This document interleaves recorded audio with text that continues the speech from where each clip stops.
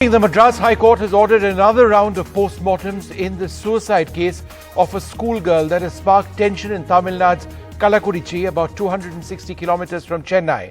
The court's ruling comes a day after a mob went berserk on the campus of the private residential school following the death of the student.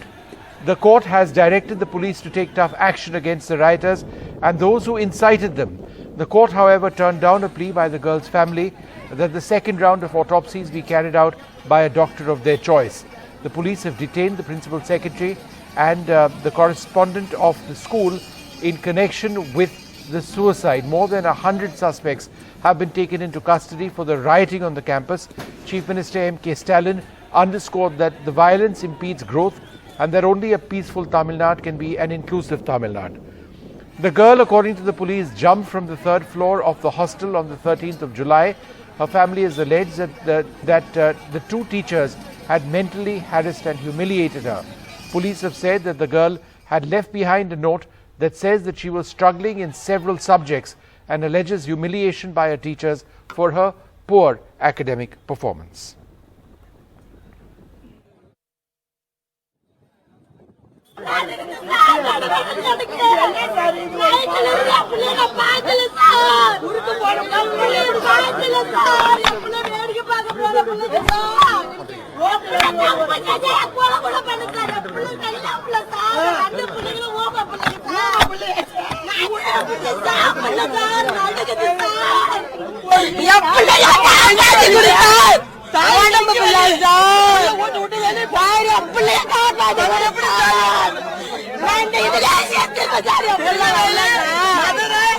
மனவருத்தம் ஏற்படுத்தும் வகையில் கள்ளக்குறிச்சியில் நடந்த சம்பவங்கள் அமைந்துள்ளன.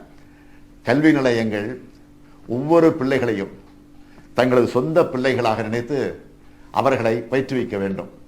மாறாக நடக்கும் எந்த செயல்களாக இருந்தாலும் அவர்கள் சட்டத்தின் முன் நிறுத்தப்பட்டு தண்டிக்கப்படுவார்கள் என எச்சரிக்கிறேன். இந்த சோகமான சூழலை பயன்படுத்திக் கொண்டு சிலர் சேர்ந்து சட்டவிரோதமாக நடந்து கொண்டுள்ளார்கள். வன்முறைகள் என்பது வளர்ச்சிக்கு எதிரானவை என்பதை அவர்கள் உணர வேண்டும்.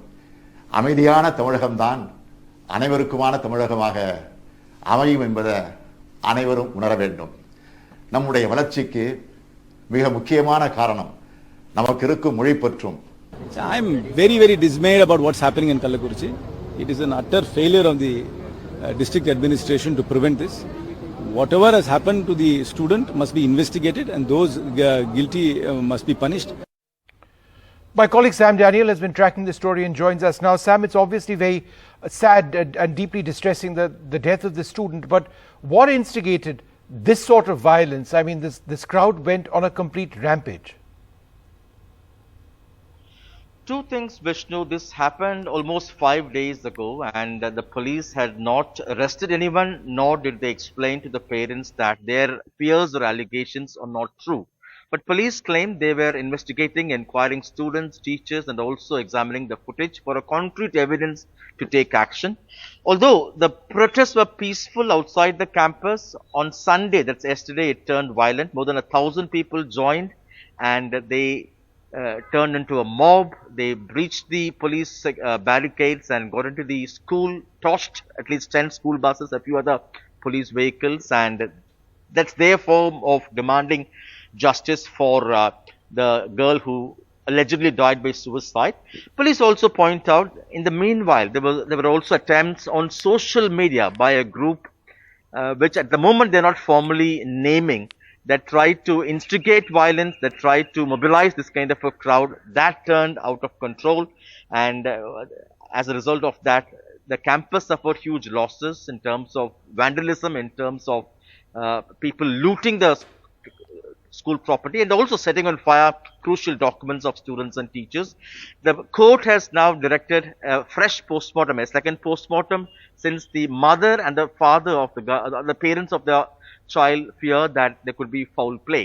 Right. And they've turned down their request to have their doctors of choice for the postmortem. The police, of course, have arrested 3 people, including the principal of the school, and they say they are looking for evidence, and due investigation will be conducted, and whoever is guilty will be brought to justice.